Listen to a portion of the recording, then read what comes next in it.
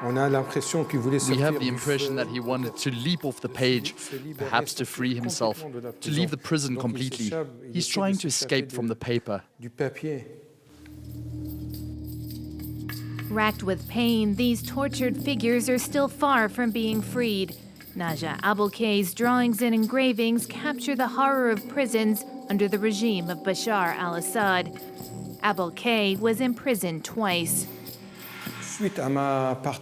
After I took part in several demonstrations in Damascus and in the suburbs of the city, after the start of the Arab Spring in Damascus and the Arab world, I was denounced.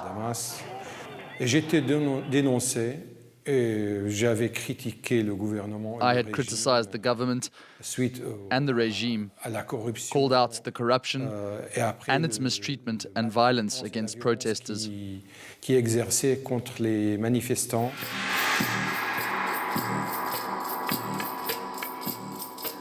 Originally from Homs, the capital of the Syrian revolution, Albukai says what happened still haunts him. What struck me the most were the traces of blood on the walls. We had to stand and stare at the wall. I was hit for hours.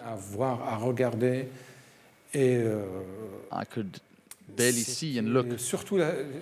Mostly it felt apocalyptic. Humiliating men, cramming them into claustrophobic spaces where it's too hard to breathe. And then the cries.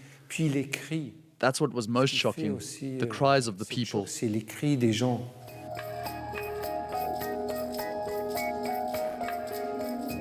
Albukai says he was inspired by Otto Dix and his engravings of the First World War.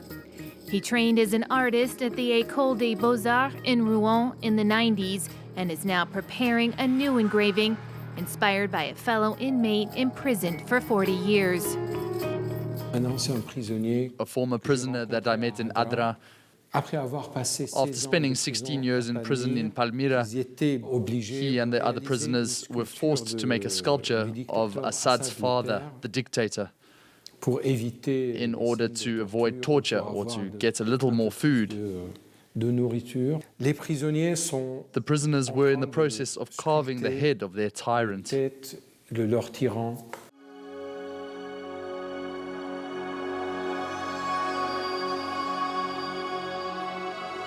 Continuing to bear witness to these broken destinies, this political refugee supports the kind of freedom of expression first championed by French philosopher Voltaire.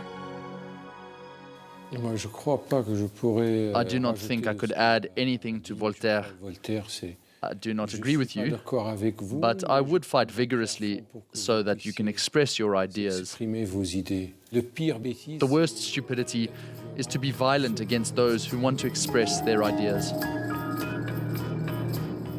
In the face of man's brutality, Albukai's brushstrokes and his philosophy reclaim a little of our humanity.